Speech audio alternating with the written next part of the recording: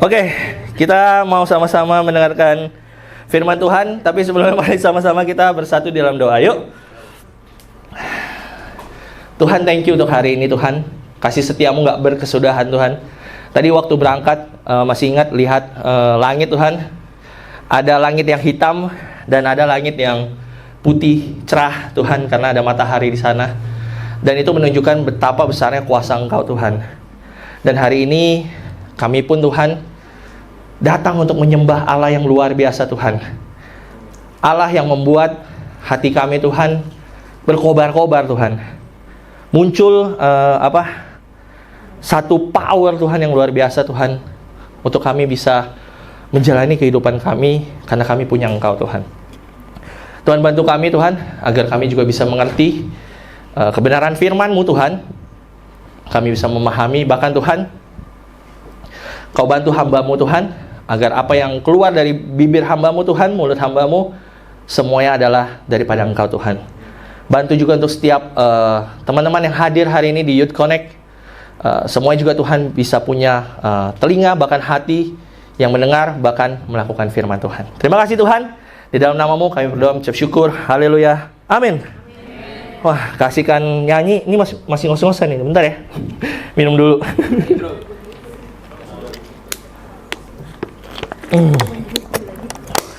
Oh ya, nggak apa-apa sih kalau dua juga.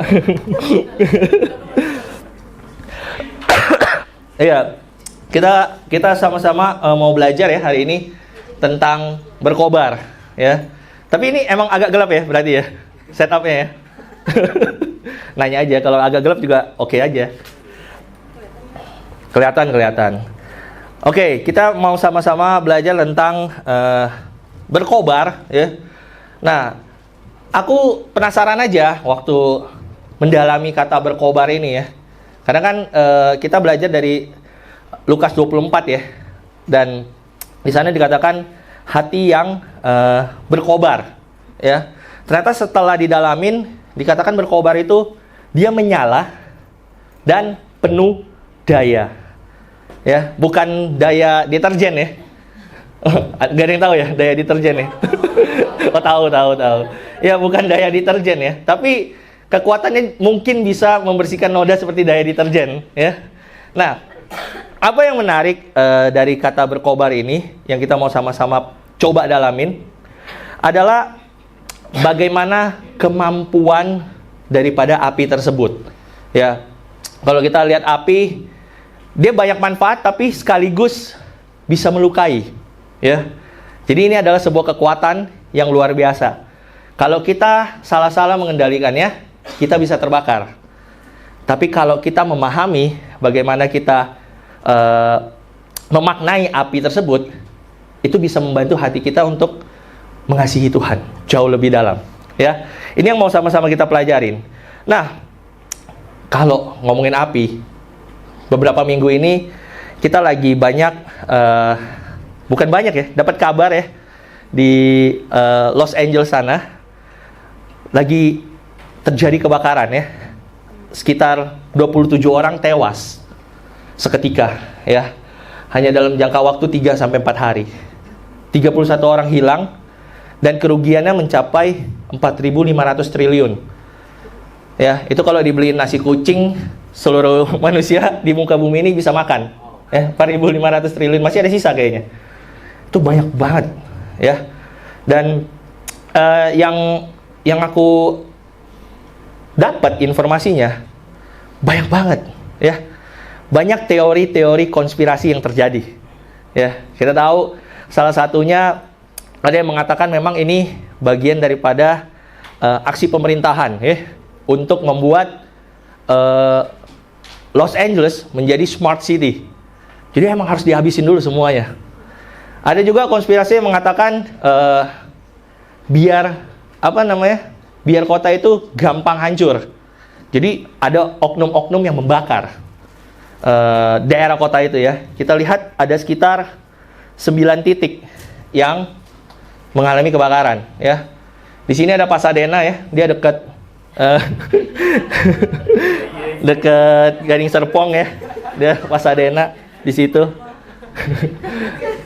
Tapi untung rumah kita nggak ada yang kena ya, karena nggak ada yang dekat Pasadena kan? Agnes kayak Agnes ya. Agnes dekat Pasadena dia. Tapi aman ya Agnes ya? Nggak kebakar ya? Kepanasan doang ya? Soalnya dia di Pasadena kan? Iya, ini di daerah-daerah dan lucunya dia per area terbakarnya. Makanya banyak teori konspirasi yang muncul kan. Gimana caranya api itu bisa muncul kayak gitu. Ada yang bilang pakai laser karena banyak hal-hal atau benda-benda yang berwarna biru yang nggak kena, yang nggak kebakar. Ya, sampai katanya lasernya memang kalau kena warna biru dia nggak akan membakar, tapi kena hal-hal yang nggak warna biru dia akan terbakar. Terus ada pohon-pohon yang kebakarnya cuma bagian atasnya doang, bawahnya nggak kebakar. Makanya teori konspirasi yang muncul banyak banget tentang kebakaran. Tapi paling tidak ada 3 hal yang aku sadarin tentang api ini bisa menyala. Ya, di Los Angeles ini, ya. Yang pastinya di sana lagi ngalamin yang namanya kekeringan. Ya. Makanya api gampang menyala. Ya. Bayangin kalau kita ngalamin kekeringan. Gampang nggak kita ke-trigger? Gampang ya? Tiba-tiba sedikit percikan, api sudah menyala ya. Disalip orang, motor, zeng. Kalau kita lagi kering, rasanya pengen, woi, aku mengasihimu. Gitu. Ya kan? Karena kita belajar jadi murid, jadi ngomongnya, aku mengasihimu gitu. Tapi bayangin kekeringan yang kita alamin seringkali membuat kita jadi gampang banget ke-trigger. Terus apa? Kenapa kekeringan bisa terjadi? Yang kedua, karena sumber air tak dekat. Kalau sumber air sudah dekat, banyak yang mengademkan kita. Ya, sumber air itu diwakili oleh teman-teman seiman. Ya. Bisa aja kita ngalamin kekeringan, tapi kita berada di lingkungan yang membantu kita untuk mendapatkan sumber air. Lagi mau, woi gitu kan. Bro, sabar bro. Wih, langsung. Gitu kan. Nggak jadi teriak gitu kan. Artinya kita mendapatkan perlindungan dari sumber air itu. Nah, dan itu yang memicu kebakaran itu terjadi dan sangat besar, ya.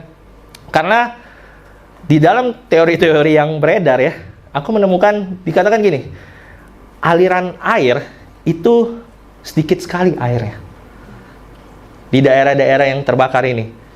Makanya banyak orang yang bilang ini settingan, ya. Terus itu yang kedua, sumber air tidak dekat. Dan yang ketiga adalah ada pemicunya, ya, ada percikan yang terjadi sehingga api itu cepat sekali menyala di titik-titik ini. Nah, kalau kita lihat yang pertama kali adalah ini yang aku pengen bahas tentang kita menyadari yang namanya sumber api. Kita mau bahas dari Lukas 24 ya, Lukas 24 ayatnya yang ke-13 sampai yang ke-15. Pada hari itu ada 2 orang murid-murid Yesus pergi ke sebuah kampung bernama Emmaus, ya.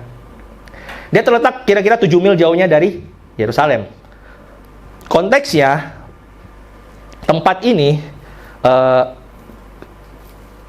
waktu ini terjadi, Yesus baru saja disalib.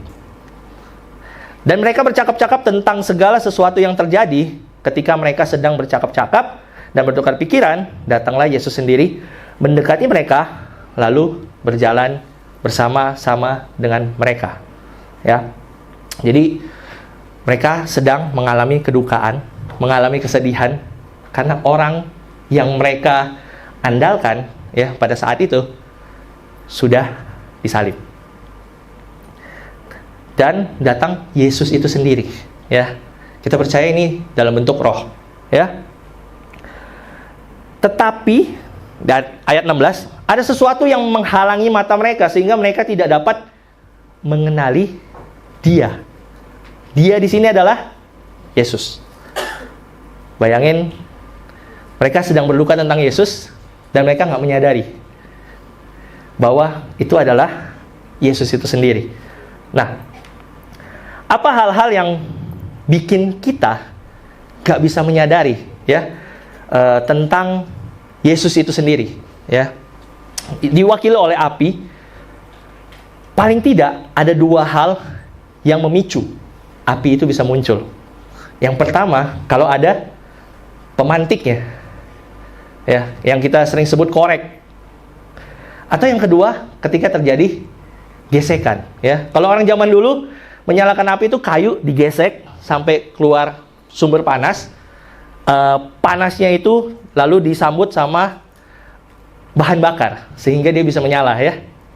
Nah, paling tidak ada dua hal ini yang memicu terjadinya api. Nah, apa sih pemantik yang aku pengen share ke kita hari ini ya?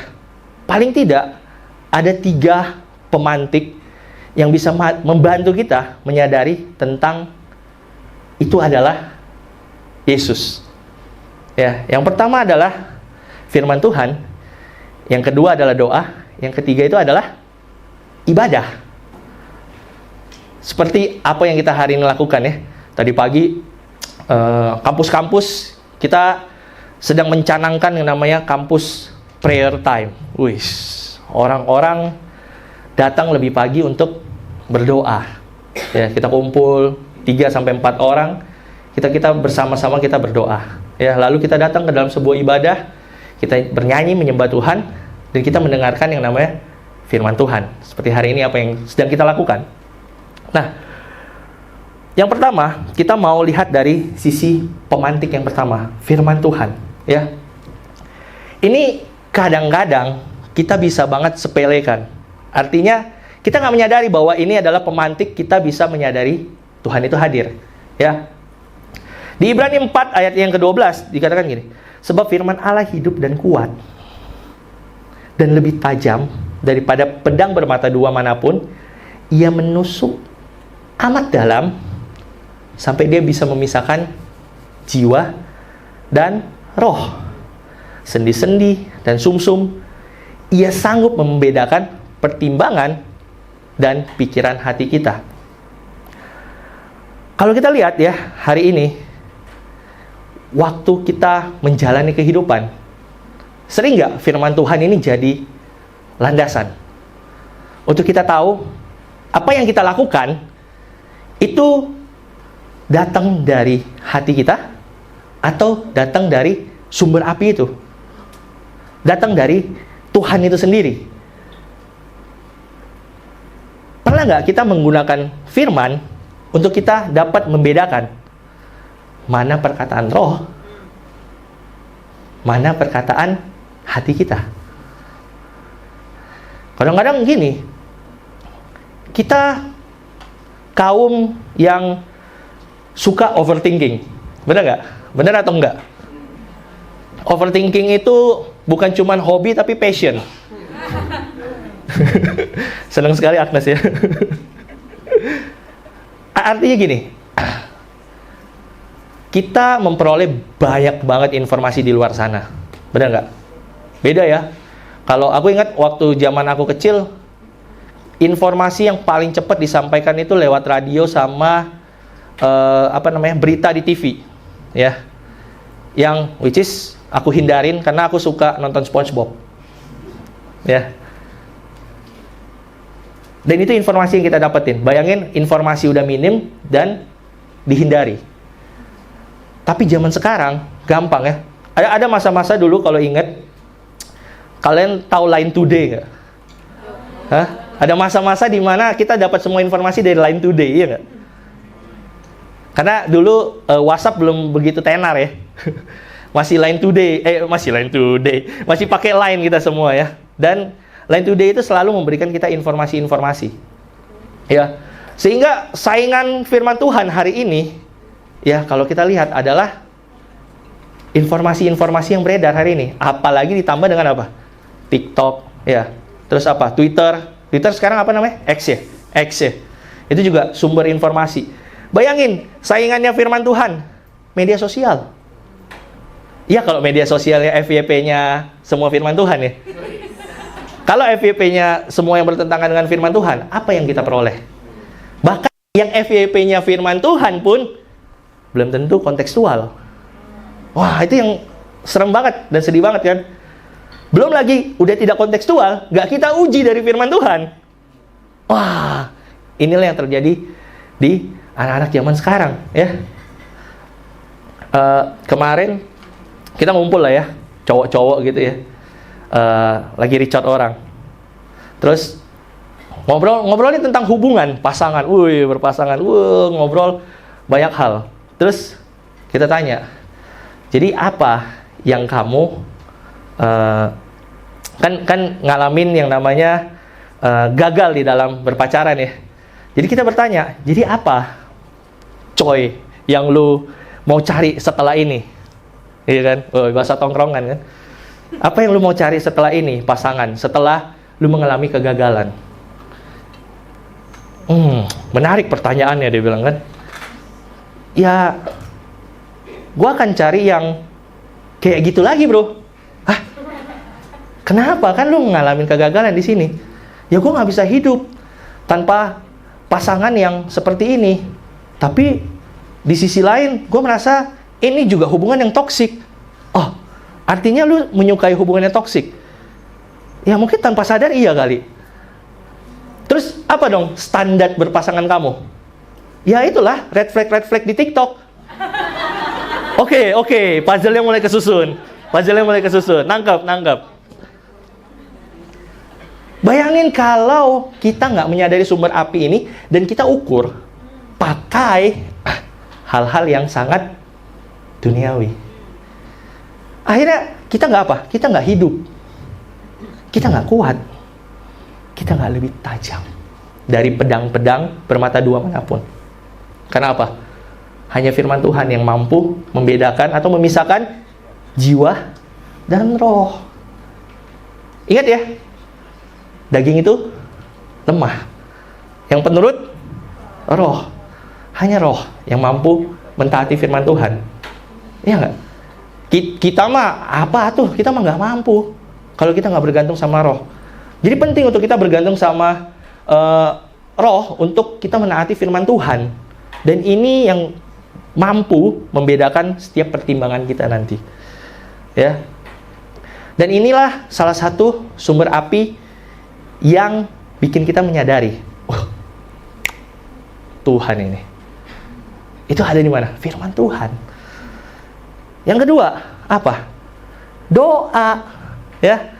Aku suka banget kata-kata dari seorang teolog ya, Martin Luther. Kita semua tahu. Dia bilang gini, to be a Christian without prayers is no more possible than to be alive without breathing. Menjadi seorang Kristen tanpa doa sama halnya dengan hidup tanpa bernapas. Ya, tadi ya habis nyanyi kan sangat excited ya. Terus naik ke atas. Sebenarnya kayak gitu, cuman tadi kan nggak kena mic kan. Ini kan kena mic, jadi kayak lebih ASMR. Kita yang masih bisa bernafas saja, kalau nggak jaga kesehatan, engap-engapan. Ya. 2 minggu lalu kita main futsal bareng anak-anak kampus. Ya. Dengan percaya diri karena ini awal tahun, kita sewa 2 jam. Setelah 6 bulan tidak main futsal.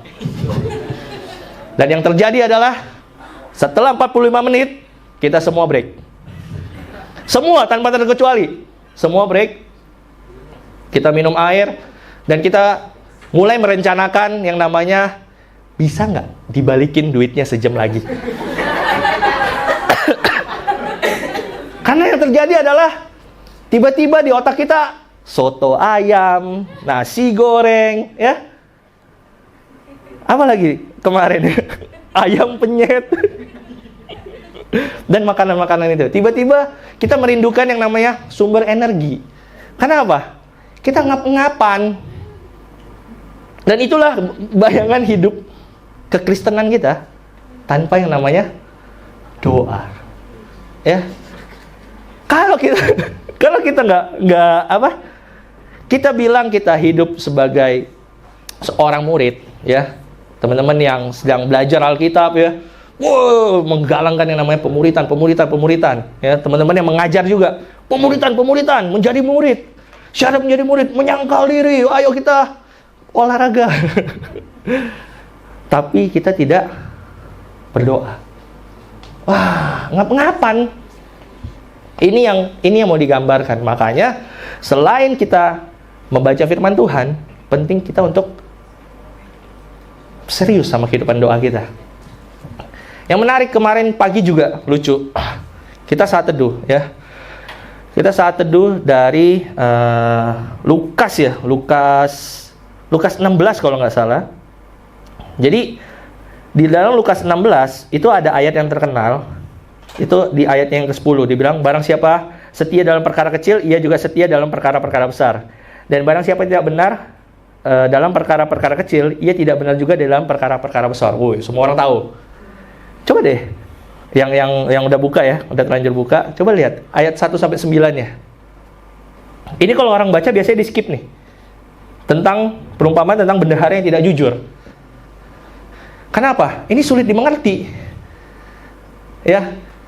Sampai kemarin ada beberapa brothers yang salah satu brothers dia bilang gini, gue baca semua Lukas, ya, gue udah menghabiskan Matius, Markus, Lukas, Yohanes, gue gak pernah menyadari ada ayat ini, ada perikop ini.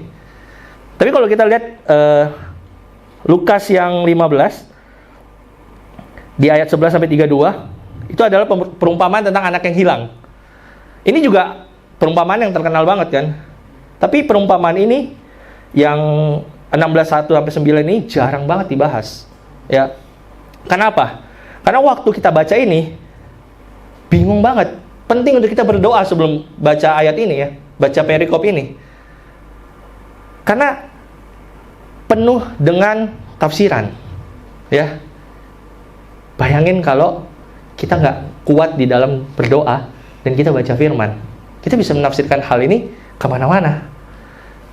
Penting untuk kita minta hikmat Tuhan di dalam setiap kegiatan yang kita jalani, ya. Apapun itu sebenarnya, di dalam kehidupan doa kita, di dalam kehidupan kampus kita, kehidupan single life kita, ya. Teman-teman yang kemarin aku masuknya setengah khotbahnya Rainer, ya. Wah, itu ditunjukkan bagaimana single yang dengan berdoa akhirnya punya pasangan tahun 2024, ya. Wah, itu hasil dari mana? Doa. Kalau nggak berdoa mungkin nggak ada keberaniannya, iya nggak? Dan inilah manfaat daripada doa itu sendiri, ya. Dan aku suka banget di Lukas 11 kalau kita baca, ya. Aku jelasin aja, ya, biar aku nggak baca detail. Jadi ini yang pengen disampaikan. Doa itu, buatlah doa itu dengan sangat personal, ya. Kita lihat, ya. Dibilang katanya kepada mereka, jika seorang di antara kamu pada tengah malam pergi ke rumah seorang sahabatnya dan berkata kepadanya, saudara, pinjamkanlah kepadaku 3 roti. Coy, pinjamin gua dong 3 roti, gitu kan. Pinjamin gua 3 roti, soalnya sahabat gua bentar lagi akan singgah ke rumah gue. Dia bilang gitu kan. Dalam perjalanannya singgah ke rumahku, dan gue di rumah lagi nggak ada apa-apa, pinjam dulu 3 roti lo, gitu kan. Terus karena itu sahabatnya, di sini dia bilang, masa sih sahabatnya nggak kasih ke sahabat satunya lagi ini, ya kan? Terus dia bilang gini, kalaupun sebenarnya dia malas dan dia nggak mau kasih, karena dia tahu itu sahabatnya, dia akan bela-belain. Dia akan bela-belain kasih itu pada kita. Sekarang gini, kita sama Tuhan itu jaraknya sejauh apa? Sejauh apa? Hari ini penebusan yang dilakukan oleh Yesus membuat kita tinggal berdoa sama Tuhan. Ini personal banget. Lu bisa minta apapun Asal itu kebenaran. Dan lu minta itu di dalam nama Yesus. Karena kalau lu pandang, kalau kita semua pandang Yesus sebagai sahabat yang sangat-sangat dekat sama kita, masa iya sih dia nggak bantu kita? Tapi ingat deh, dia bantu dengan perspektif daripada Tuhan itu sendiri. Kadang-kadang kita bisa aja nggak ngerti. Kadang-kadang kita bisa nggak memahami. Untuk kita bisa memahami sahabat kita, penting untuk apa? Spend time.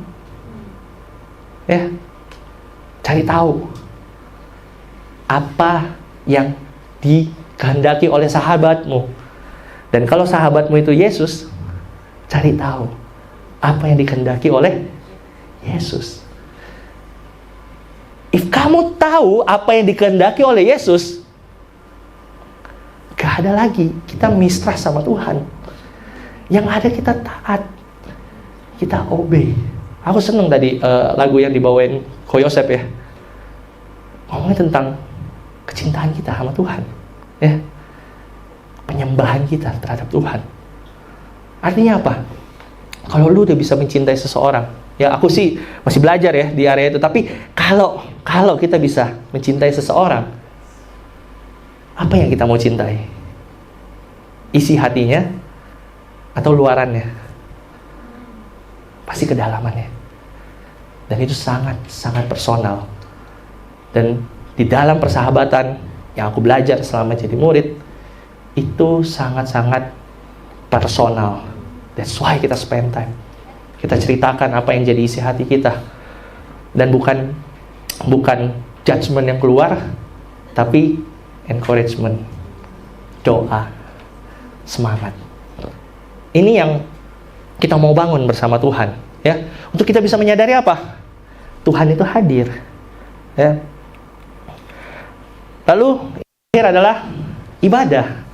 Nah, ini yang penting. Kadang-kadang gini, ibadah ini saingannya apa? Ibadah ini saingannya adalah manajemen waktunya kita. Ya. Alasan bisa kita buat banyak pasti untuk kita tidak beribadah. Tapi kalau kita lihat lagi ya, Ibrani keras banget ngomongin ini. Janganlah kita menjauhkan diri dari pertemuan-pertemuan ibadah kita, seperti dibiasakan oleh beberapa orang.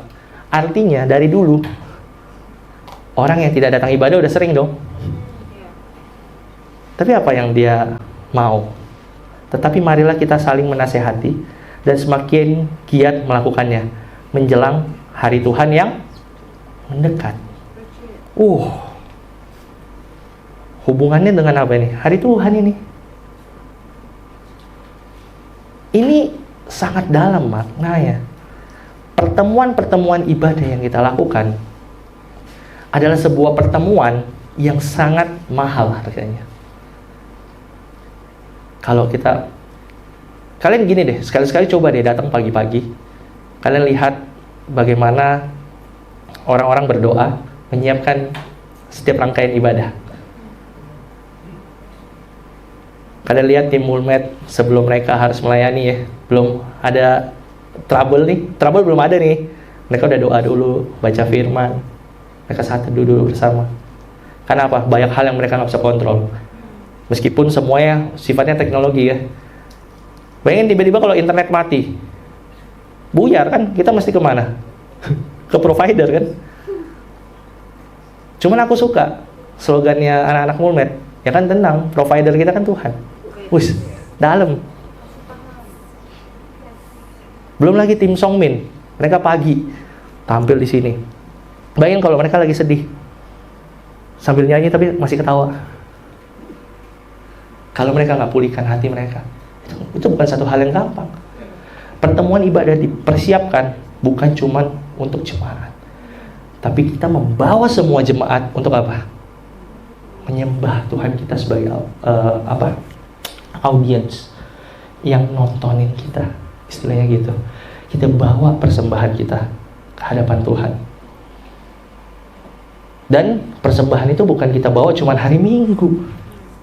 Roma 12 bilang apa? Kita persembahkan tubuh kita sebagai persembahan yang hidup, yang berkenan bagi Allah. ini satu kesatuan di dalam kehidupan kita. Kita displaykan itu di dalam ibadah, tapi sebenarnya kita bawa itu dalam setiap hari di dalam kehidupan kita. Boleh nggak kita pulang hari Senin sebelum kita mungkin baca firman, kita worship God dulu? Boleh aja. If kamu punya kemampuan untuk bernyanyi, talenta yang diberikan Tuhan ya, why not? Atau beberapa di sini aku lihat saat teduhnya unik-unik ya. Ada yang melukis lah, ada yang bikin catatan harian ya.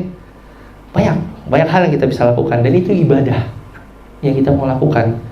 Nah, janganlah menjauhkan diri dari pertemuan ibadah. Itu ngomongin tentang ibadah hari Minggu doang nggak? Enggak. Ini ngomongin tentang ibadah harian kita. Makanya di dalam ibadah harian kita pasti gak jauh dari apa?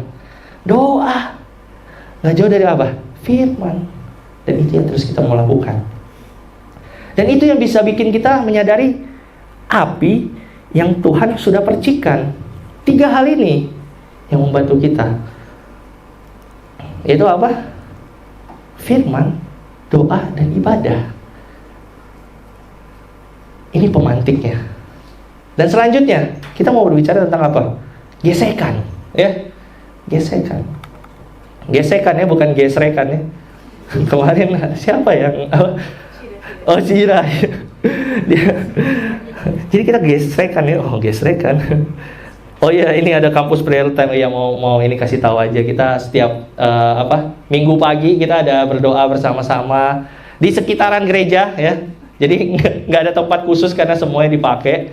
Jadi kita pakai setiap ruangan yang kosong. Jadi tapi bukan cuma campus ya, kita undang juga kakak-kakak single ya, untuk kita bisa berdoa bersama, karena di situ I think kita bisa lebih banyak bonding ya secara spiritual. Aku happy banget dengar doa-doa brother sister tadi pagi ya.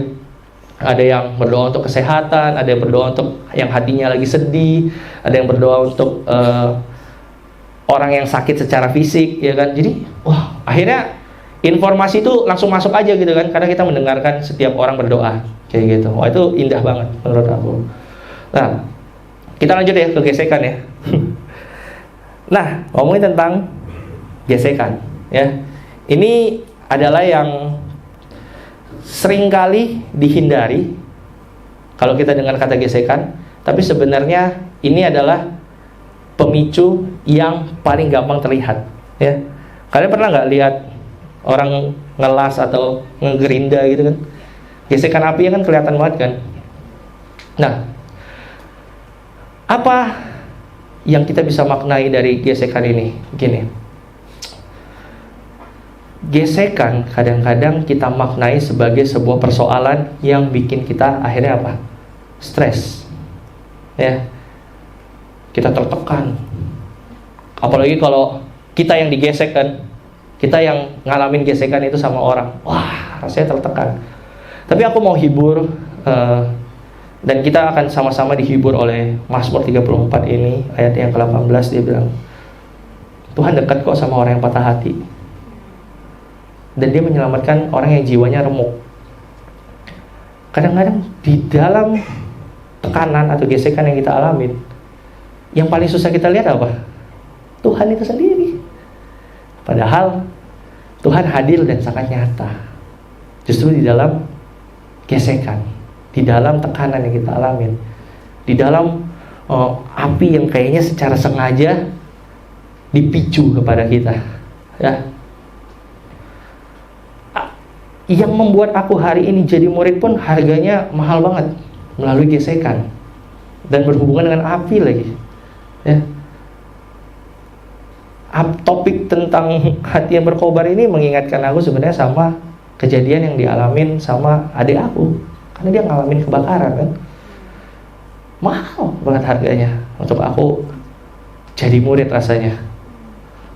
3 hal yang tadi aku share, aku alamin gak dalam hidup? Sebenarnya iya ya. Setelah aku memutuskan untuk mau mengikut Yesus, sebenarnya aku ngalamin baca firman, berdoa, datang ke dalam sebuah ibadah, tapi gak benar-benar menyadari bahwa Tuhan itu juga hadir di dalam persoalan. Jadi setiap kali dapat masalah, Loh kok Tuhan gini? Kok gue dikasih masalah? Kok gue dikasih tekanan? Loh bukannya katanya kita akan damai sejahtera? Bukannya katanya kita hatinya akan gembira? Oh kita lupa. Ternyata mengikut Yesus itu apa? Waktu dibukain, menyangkal diri, pikul salib, mengikut Yesus. Artinya apa? Mata kita nggak pernah dari Yesus tuh. Yesus kemana kita ikut? Yesus disalib berarti kita ikut. Ingat matanya ngikut. Kalau Yesus menyangkal dirinya berarti kita ikut menyangkal diri. Ini yang kadang-kadang kita lupa. Sehingga apa yang terjadi? Protes aja kan. Jadi murid Yesus kan gampangnya apa? Kita protes aja. Tapi yang kita lupa sebenarnya di tengah-tengah penyalipan itulah hubungan kita sama Tuhan tuh sedalam itu. Di tengah-tengah penyangkalan diri itu kan, kita baru bisa, oh ini yang dialamin Yesus, ini yang dialamin oleh Juru Selamat kita. Berarti situ kita makin menghargai pengorbanan yang dilakukan Yesus, dan itu sangat dalam. Dan dikatakan Tuhan sangat dekat sama kita, terutama yang lagi patah hati ya. Patah hati akan apapun ya, nggak cuma tentang relationship sebenarnya. Kita bisa patah hati dari hal-hal lain kan. Apa misalnya IP yang kita mau nggak kecapai, patah hati nggak sih sebenarnya? Aku udah usaha kok, udah A, B, C, D, E, F, udah nggak tidur, jam 3 aku masih ngerjain, kok nilainya seperti ini. Tenang, kalau kamu nggak dapat IP yang kamu mau, kamu dapat hikmahnya. Enggak ya? Itu juga. Cuman yang kamu dapat adalah kedekatan sama Tuhan. Iya nggak? Emang kalau dapat IP yang kamu mau, akhirnya kamu bisa datang dan minta tolong sama Tuhan. Kadang-kadang belum tentu juga ya. Biasanya kan kita gitu. Waktu happy-happy, Tuhan yang lupa ya kan. Tapi waktu kita ngalamin tekanan, biasanya Tuhan yang lebih dekat. Jadi kalau kalian mau dekat sama Tuhan, banyak tekanan lah. Enggak ya, artinya kita harus ganti perspektifnya. Bahkan di dalam sukacita pun kita libatkan Tuhan di sana. Itu yang membuat kita terus bisa merasakan Tuhan di setiap keadaan yang kita punya. Dan kita menyadari Tuhan itu hadir justru lewat apa? Gesekan. Jadi ada dua pemicu ya yang aku mau sampaikan, dua pemicunya. Yang pertama adalah pemantik ya, dan kedua adalah gesekan. Pemantik itu mewakili firman Tuhan, doa dan ibadah, dan gesekan itu mewakili permasalahan yang kita alami. Nah, ini yang juga aku pengen sampaikan ya. Ini ayat yang sebenarnya bikin aku juga menyadari, oh iya ya, ternyata kadang-kadang kalau kita ngalamin masalah dan lain-lainnya, bisa banget ya hati kita licik ya. Karena Yeremia juga udah ngomong, hati manusia lebih licik daripada segala sesuatu dan sangat buruk. Siapakah yang dapat mengetahuinya? Siapa yang tahu isi hati kita sih?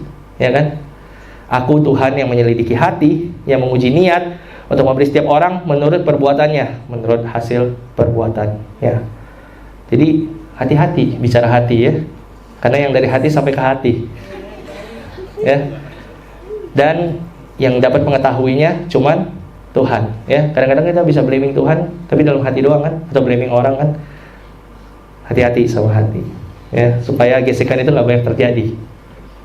Oke.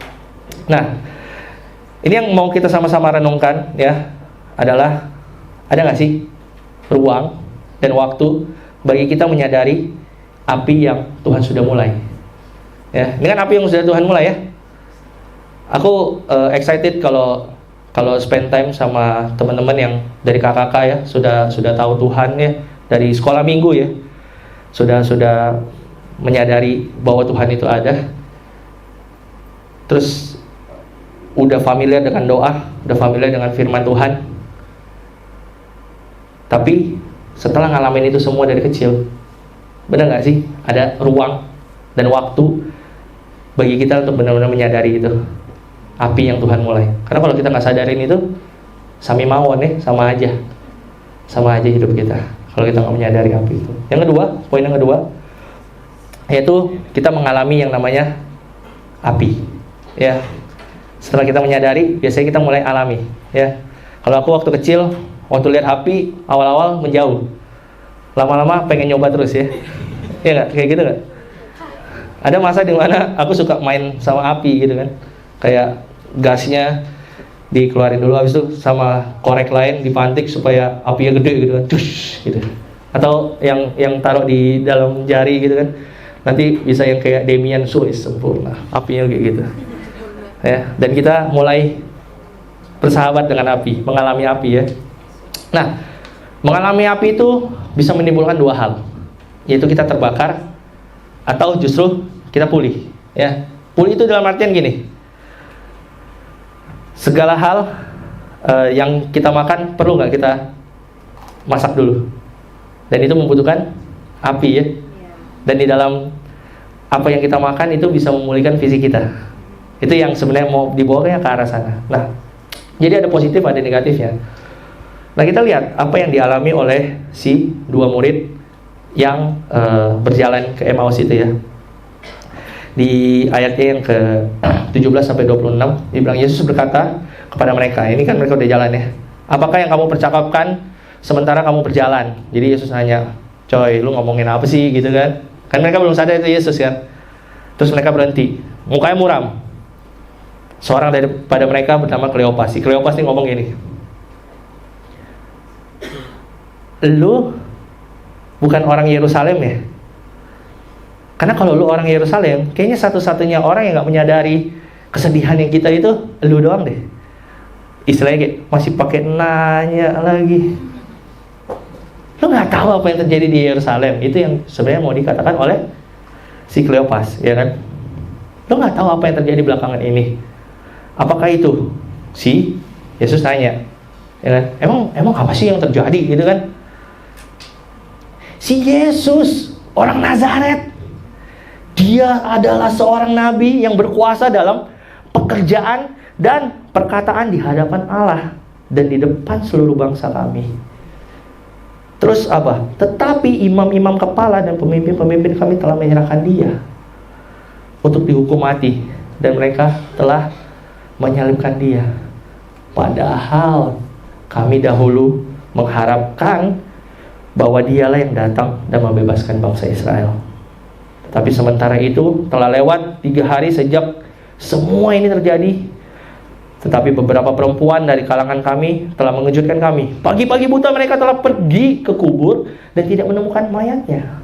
Lalu mereka datang dengan berita bahwa telah kelihatan kepada mereka malaikat-malaikat yang mengatakan bahwa ia hidup. Dan beberapa teman kami telah pergi ke kubur itu dan mendapati bahwa memang benar yang dikatakan perempuan-perempuan itu, tetapi dia tidak mereka lihat. Lalu ia berkata kepada mereka. Jadi setelah si dua murid ini mungkin ya, mereka udah kayak, lu gak tahu apa yang terjadi, jelasin. Nah ini kan yang dia lagi ngobrol kan Yesus kan. Yesus kayak, coy, lambat banget sih lu gitu kan, sehingga lu gak percaya bahwa segala sesuatu yang dikatakan oleh para nabi. Bukankah memang si Yesus itu harus menderita? Mirip-mirip siapa nih? Mirip-mirip kita ya. Lu tahu gak apa yang gua alamin, ya kan? Datang ke pemimpinnya kan, datang kepada orang yang kita lagi belajar Alkitab. Lu gak tahu apa yang gua alamin, gua ngalamin A, B, C, D, O, gua dihina, gua disesat, gitu kan? Terus yang ngajarin Alkitab cuma ngomong gini, emang lu harus alamin itu? Ini kira-kira gambarannya yang terjadi ya. Memang itu kan yang harus terjadi di dalam kehidupan kita. Dan ini yang Yesus mau sampaikan. Memang Mesias harus mengambil jalan tersebut. Ya. Kadang-kadang gini, apa yang bikin kita akhirnya gini, kenapa kita bisa terbakar? Ya. Terbakar api cemburu, ya. Terbakar apa lagi? Terbakar iri hati dan lain-lainnya. Rata-rata karena apa? Insecure. Itu doang. Ya enggak? Insecure. Kita nggak secure sama api itu. Makanya kita nggak bisa mengendalikannya kan? Bayangin kalau kita memang benar-benar cari tahu gimana cara mengendalikan api tersebut, dan kita nggak insecure. Apa yang terjadi? Kita mampu mengendalikan api tersebut. Di salah satu outcome ya, outcome insecure banyak ya. Ada yang outcome-nya drugs ya, mungkin bisa mabuk-mabukan, bisa juga shopping ya, cewek-cewek, apalagi cowok-cowok juga sih sebenarnya. Cuman cowok-cowok shoppingnya sekali tapi mahal. Kalau cowok kan sekali beli motor ya kan. Beli jam tangan, sama aja sebenarnya. Terus apalagi outcome insecure biasanya ya itulah hal-hal itu. Tapi ada satu hal yang ditemukan yang cukup menarik ya. Di tahun 1954 si Festinger dia bilang gini, bahwa orang yang merasa insecure mungkin membandingkan diri mereka dengan orang yang lebih rendah statusnya atau kemampuan mereka. Ini memberikan rasa bahwa mereka lebih unggul dan lebih kompeten, meskipun ini hanya bersifat sementara dan seringkali datang dengan merendahkan orang lain. Tahu nggak outcome insecure yang paling gampang adalah merendahkan orang lain. Ternyata itu salah satu outcome yang terbesar. Gampang ya kita merendahkan orang lain, ya nggak? Dia sih begini, gua tuh begini loh. Lu tuh apa? Istri gitu kan.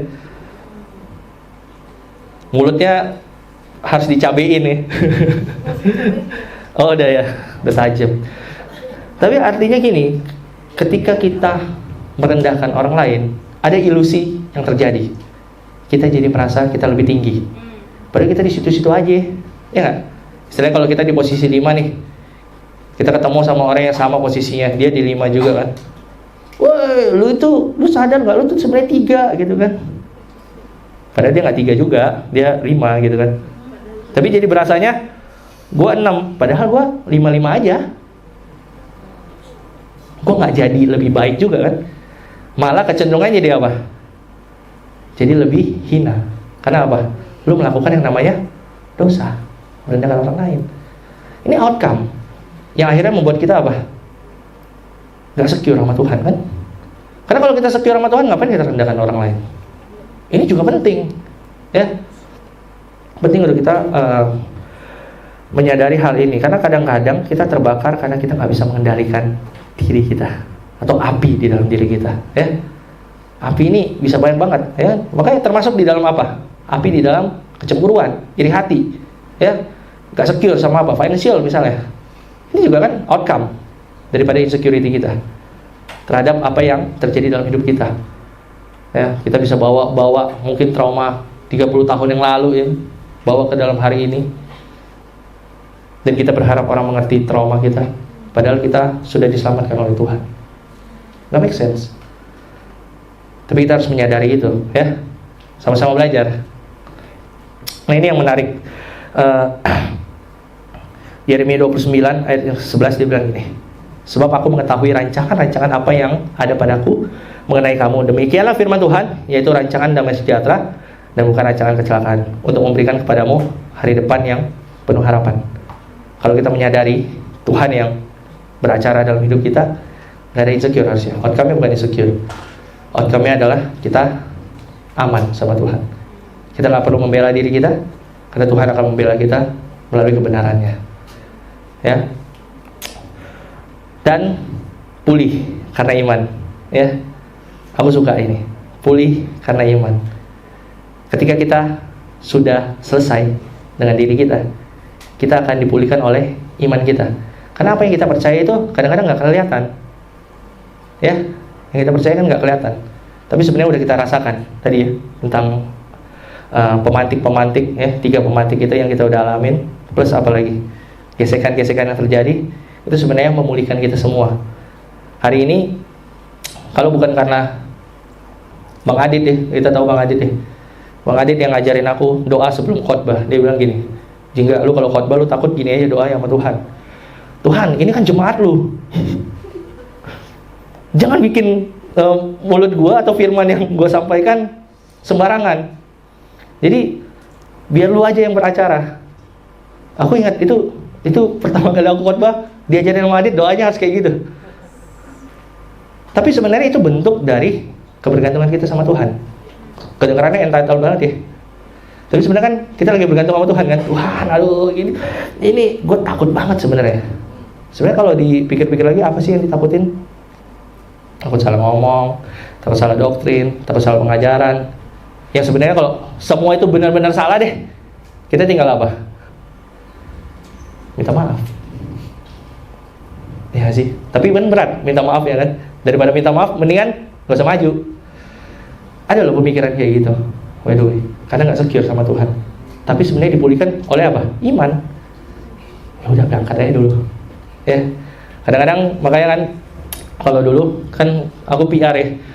PR kan kita suka bikin acara-acara ya untuk apa? Menjalin relasi sama orang-orang. Ada satu dosen bilang ke aku gini, acara yang paling berhasil bukan acara yang dipersiapkan dengan matang, tapi acara yang dijalankan. Dijalankan dulu apa yang jadi perintah Tuhan. Masalah gagal, masalah nggak berhasil, masalah kita akan ngalamin bla bla bla, ditegur dan lain-lain ya, itu masalah ntar. Kita bisa berproses, tapi pertobatan sekarang dan kita ambil terus, itu bedanya. Dan kalau kita bertobat, yang keluar apa? Iman, bukan kekhawatiran. Karena iman selalu bertentangan dengan kekhawatiran ya. Semakin besar iman kita, semakin rendah kekhawatiran kita. Sebaliknya, semakin tinggi kekhawatiran kita, iman kita hilang. Kita nggak bisa bergantung kepada kekhawatiran kita. Kita harus bergantung kepada iman kita. Dan kita lihat apa yang terjadi ya. Setelah murid-murid ini akhirnya dijelasin. Ya, kalau di sini dikatakan, lalu ia menjelaskan kepada mereka apa yang tertulis tentang dia di dalam seluruh kitab suci, mulai dari kitab Musa dan segala kitab nabi-nabi. Ini aku percaya Yesus menjelaskan secara holistik apa yang harus dialamin sebagai seorang Mesias.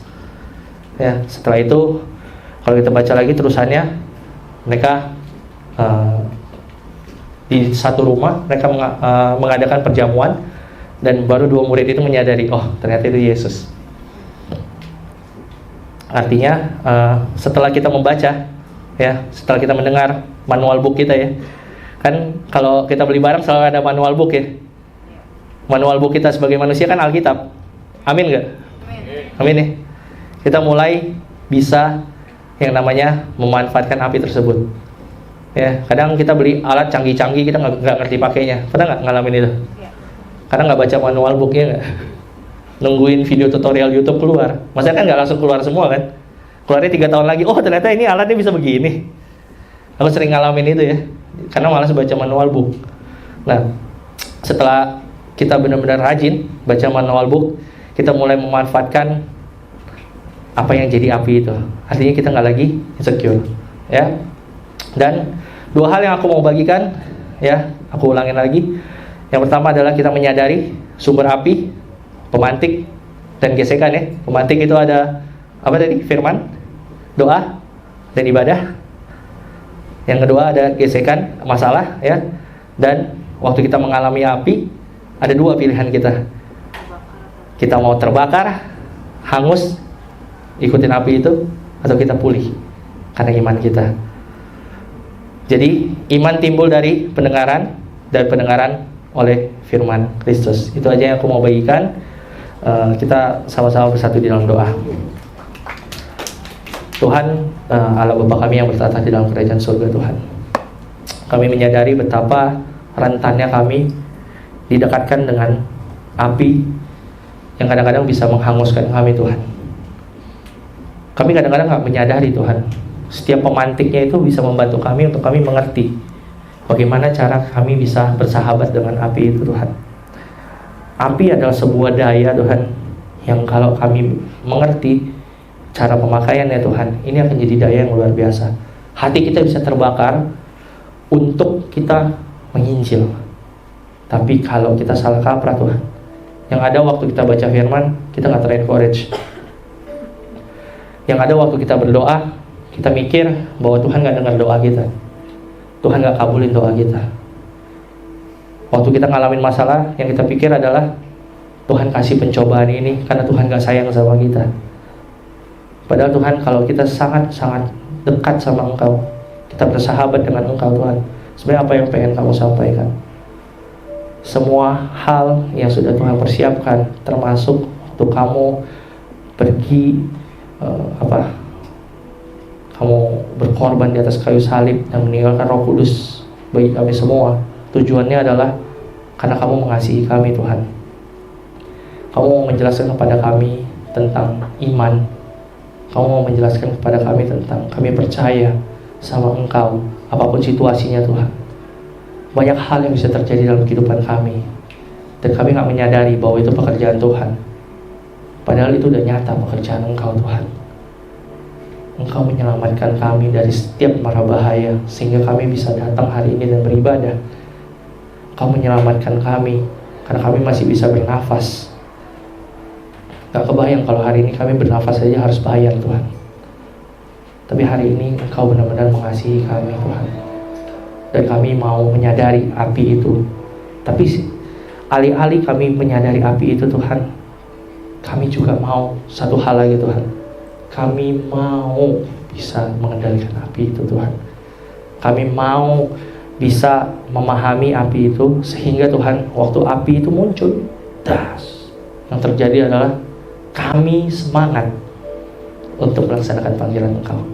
Tuhan, bantu kami sebagai anak muda, Tuhan. Anak muda yang kadang-kadang sering insecure, lebih sering nyalahin Engkau, lebih sering nyalahin sesama kami, lebih sering nyalahin dunia ini, Tuhan.